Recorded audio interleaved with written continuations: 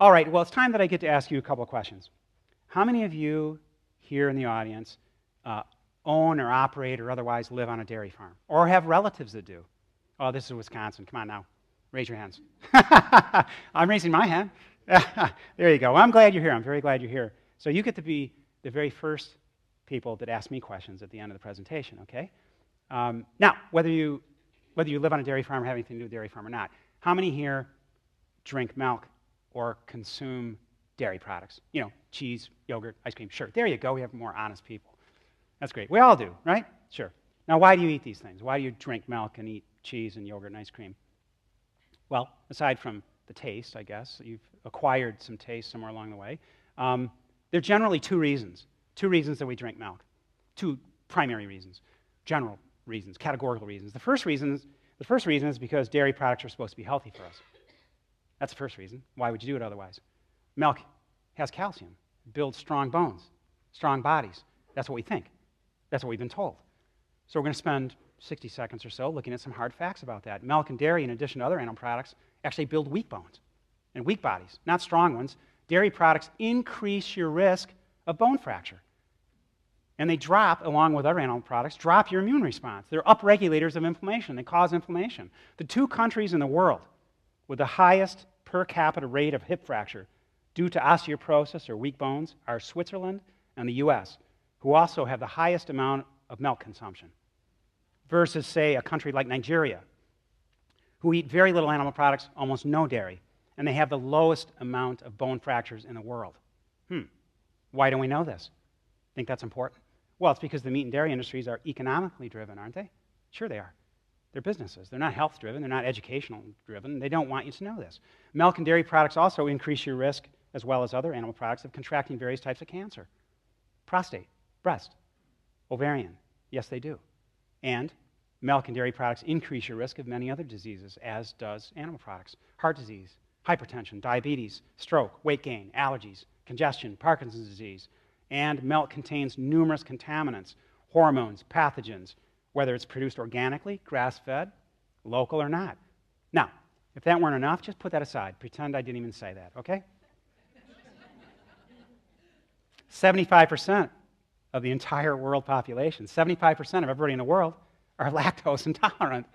Oh, gosh, I'm sorry. Meaning our bodies aren't even really designed to digest milk.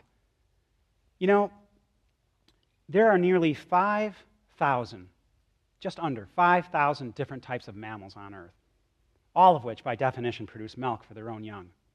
We humans are the only species on our planet to drink milk after we've been weaned. I guess you could say we're a bunch of toddlers, right? With diapers on. and we're the only species of the 5,000 on our planet to drink milk from a completely different species mother. I mean, if you really look at that carefully, it's, or not so carefully, it's just a bit bizarre. So you see, milk and dairy products aren't so good for us. They're not so good for our human health, but many people just don't want to believe this. In fact, I see a number of people in the audience doing this. Tell him to stop right now. Get him out of here. I don't want him to come back. All right. So for you who don't want to hear this, it's true. But for you who don't want to hear this, this becomes a very debatable topic, doesn't it? Yeah, because you don't want to hear it. It goes in here, it goes out there. So let's talk about something that isn't debatable at all, how unhealthy dairy products are for our environment. No debate. Producing milk or any animal product on a global basis is unsustainable. That's what I'm talking about tonight. It's absolutely terrible, disastrous for our planet. There's nothing to debate. It's the most resource-inefficient food item that we humans produce today, and here's why. One dairy cow, just one dairy cow, and whether you measure this on your own dairy farms or not, it's true. On average, eats between 120 to 150 pounds of food each day, drinks 30 to 40 gallons of water each day, in addition to the other 2,000 gallons of water tied up in its food each day. Do you ever measure that? And one cow produces 5 tons of greenhouse gases in 1 year and generates 27 tons of manure in 1 year, one single cow. Now multiply that out, please. Multiply that out over the 3.5 million cows you have here just in your state of Wisconsin on your 69,000 family farms, and you have a mess. Here's what that mess looks like across our country. In Wisconsin, did you know that 40% of all your inland lakes and 25% of your well water is considered contaminated with cyanotoxins? Go look it up. and pollutants from dairy operations. Livestock in our country produce 7 million pounds of feces and urine per minute. Anybody catch that? So you still doing this? I don't want to hear this. It's true. 7 million pounds every 60 seconds. Raising animals to eat and operating dairy farms in your state of Wisconsin creates as much untreated waste as 175 million people. That's 30 times more waste than what's produced by the entire human population in your state, and it's untreated. As I said, it's a mess. When it's all said and done, it took, on average, over 1,000 gallons of fresh, clean water to produce just 1 gallon of milk, required massive, inefficient land use for all the cows and crops to feed them, contributed heavily to greenhouse gas emissions and climate change, created water and air pollution to then give us a product that's unhealthy for us to consume. And remember, if you didn't have your hands over your eyes when they showed you that 75% of us humans can't even digest it. Now, along the way, there's unnecessary abuses, and I'm not here to talk about all those, but they're here. Whether you want to believe them or not, they exist. The production of veal and, of course, all the slaughtering, which is strongly defended by the industry. I understand why they do that. But we don't need to do it. And oh, please don't forget about the 400,000 pigs, almost 500,000 pigs you're raising here in Wisconsin, that are factually smarter and more sensitive than most of the dogs and cats that we all have at home. I know this. I know this from experience. And we can't leave them out of discussions, or the turkeys or chickens. So to me, it makes, looking at this for 40 years now, and in many countries in the world, it makes little sense to continue doing what our great-grandparents did in the late 1800s and early 1900s when we didn't know any better. And there are far less mouths to feed and more land and water to do so. Do any of you still use typewriters? Still use typewriters?